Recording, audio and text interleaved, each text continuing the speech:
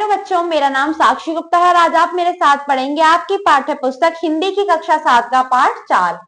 क्या है ये? एक कविता है जिसका शीर्षक है याद तुम्हारी आती है। इसकी प्रस्तावना है कि ईश्वर ने इस धरती को तरह तरह के प्राकृतिक सौंदर्य से सज्जित किया है। कवि इस प्राकृतिक सौंदर्य का अवलोकन करके ईश्वर का स्मरण करता है। परिकल्पना है कि कवि ने ईश्वर को सृजनहार कहकर संबोधित किया है। क्यों? उद्देश्य है ईश्वर द्वारा सृजित प्राकृतिक सौंदर्य के दर्शन कराना। आइए देखते हैं पाठ की ओर। इससे पहले आपको आपके मन की बात बतानी है कि आप ईश्वर का स्मरण कब करते हैं और क्यों करते हैं। आइए देखते हैं पाठ। जब छम छम बूंदें गिरती हैं, बिजली चमचम कर जाती है, मैदानों में वन बागों में जब हरियाली लहराती है, जब ठंडी ठंडी हवा कहीं से मस्ती ढोकर लाती है, हे जग के सृजनहार प्रभो तब याद तुम्हारी आती है। क्या कहते हैं कवि कि जब छम छम बूंदें गिरती हैं, जब बिजली चमचम चमकती है, मैदानों में वन बागों में जब हरियाली लहराती है, जब ठंडी ठंडी हवा से मस्ती ढोकर लाती है, तो जग के सृजनहार की, जग की रचना करने वाले हे ईश्वर, तब हमें किसकी याद आती है? तब हमें आपकी याद आती है। आगे वो कहते हैं,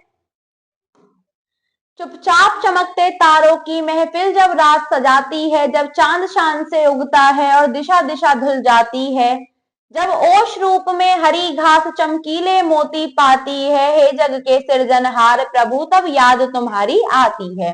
आगे कवि कहते हैं कि जब चुपचाप तारे चमक रहे होते हैं, जब रात की महफिल सज रही होती है, जब चांद भी शान से उग रहा होता है और सारी दिशाएं धुल जाती हैं, जब ओस हरी घास में चमकीले मोती की तरह दिखाई देती है, तब भी हे जग के सृजनहार हे प्रभु हमें आपकी ही याद आती है।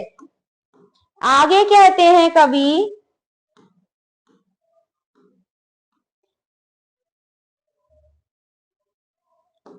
झरने जब झरझर झरते हैं, नदियां मस्ती में बहती हैं, जब देश देश की बातें वे सागर से जाकर कहती हैं, जब उतर चांदनी ऊपर से सागर में ज्वार उठाती है, हे जग के सृजनहार प्रभु तब याद तुम्हारी आती है।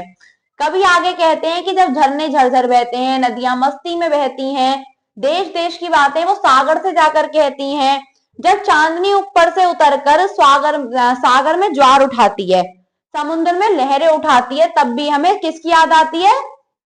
ईश्वर की। पाठ से बताइए कवि ने ईश्वर को सृजनहार क्यों कहा है? क्योंकि जो ईश्वर ने कवि ने ईश्वर को सृजनहार इसलिए कहा है क्योंकि वही हमारे सृष्टि के रचयिता हैं और वही हमारी सृष्टि को चलाने वाले हैं। चांद के चमकने पर दिशाएं धुली हुई क्यों प्रतीत होती है? क्योंकि चारों तरफ चांदनी फैली हुई होती है। सागर को सभी देशों की बात कौन बताता है? सागर को सभी देशों की बात नदियां बताती हैं। आगे है, सागर में ज्वार कौन उठाती है? सागर में ज्वार नदियां उठाती हैं। हमें सदैव ईश्वर का स्मरण क्यों करना चाहिए? हमें सदैव ईश्वर का स्मरण करना चाहिए क्योंकि आज जो कुछ भी हम देख रहे हैं प्रकृति में, वो सारा ईश्वर द्वारा ही दिया गया है। यह आपकी कविता लिखी है राम नरेश त्रिपाठी ने। आइए देखते हैं इस कविता का शब्द पिटारा।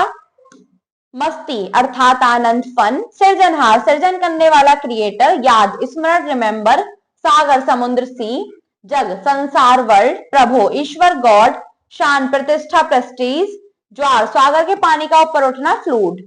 आइए चलते हैं आगे अभ्यास पर। बूंदें कैसे गिरती हैं? छम छम।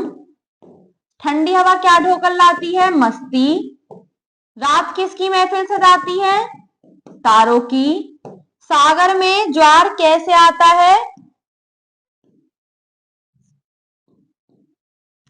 आइए देखते हैं पाठ से कि सागर में ज्वार कैसे आता है।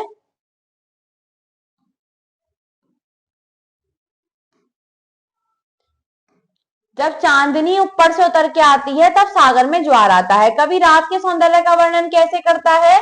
कवि रात के सौंदर्य का वर्णन करते हैं कि जब आसमान में तारों की महफिल सजी हुई होती है, चांद शान से उग रहा होता है, तब भी हमें आपकी ही याद आती है। आइए देखते हैं आगे, सप्रसंग व्याख्या कीजिए।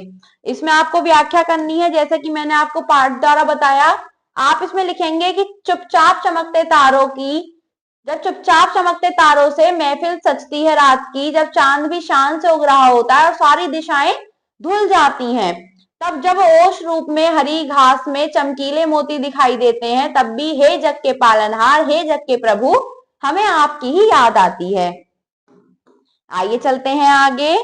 सही विकल्प के सामने सही का चिन्ह लगाइए। चमचम करके क्या चमकता है? बिजली। इस संसार को बनाने वाला कौन है? ईश्वर। शान से कौन उगता है? चांद।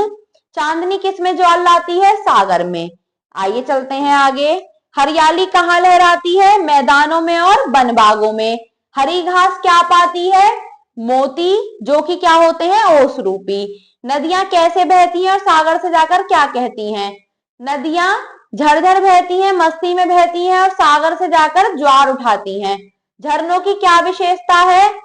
कि वो झड़ते रहते हैं। विलोम शब्द लिखिए। ठंडी, गरम, उगना, मुरझाना, ऊपर, नीचे, रात, दिन, देश, विदेश, ईश्वर, दैत्य। आइए चलते हैं आगे। उचित मिलान कीजिए। इसमें हमको क्या करना है?